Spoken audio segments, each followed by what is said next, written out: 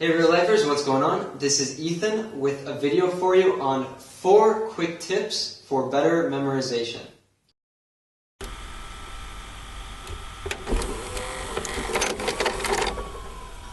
Is this real life? Alright, let's jump into it.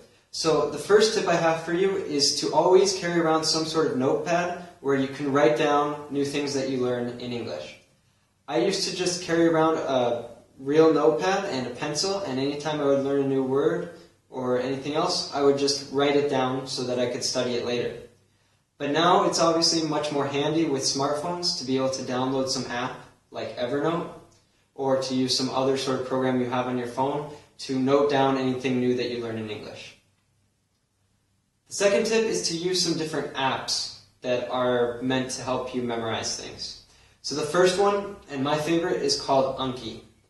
Anki works with your brain to help you memorize things. It does this using spaced repetition. So spaced repetition means that first it's going to show you something new 10 minutes after the first time you see it. And then it'll wait longer. It'll wait maybe a day. And then it'll wait a week. And then a month.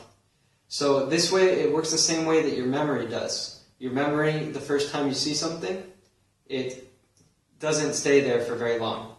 And then after that, it gets easier and easier to remember it. So this is a really great program for this. You can also use it with pictures, with audio. I'm going to post a link to an article that we have about Anki down below. So be sure to check that out if you want to learn more. I have 2 more suggestions called Memrise and Quizlet. These are similar programs to Anki, but they are a little bit more complex. They use images, audio, and games to help you remember things better. The reason I prefer Anki is because I can use it offline, it reminds me to study, and it's just simpler. But I definitely recommend that you try out all 3 because one of them might work better for you. I also would recommend a program called Duolingo if you want something that's more of a course format. So this is actually going to teach you English, but every time that you go to study, it's going to help you review what you learned the day before. Duolingo is really great for any of you that want to actually be studying the language, and it's completely free, so that's really awesome. So next is kind of fun is singing. It's much easier for your brain to remember anything that is put to music, especially in another language because the sounds aren't the same that you have in your language. So just hearing a phrase or an expression can be very difficult to remember. So to give you an example of this, I created a little song using the tune Jingle Bells, which is a Christmas song, and it's meant to help me remember the difference between take and have. So, here we go. Have dinner, have breakfast, have coffee or a beer. Take the bus, take the train, or take the subway. Hey! So this might be kind of embarrassing. It certainly is for me, as you can see.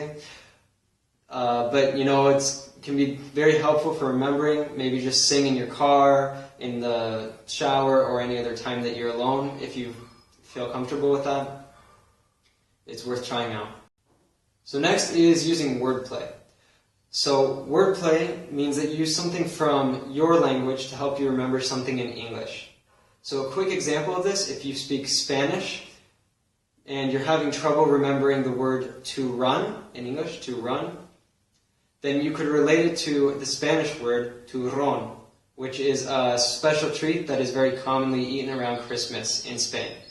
To remember this, you could think of if you eat a lot of turrón at Christmas, then you're going to have to run a lot. So this way, turrón, to run. Alright guys, I hope this is useful for any of you that have trouble remembering things. Certainly are some things that I like to use in my language learning. Alright, see you next time. Later.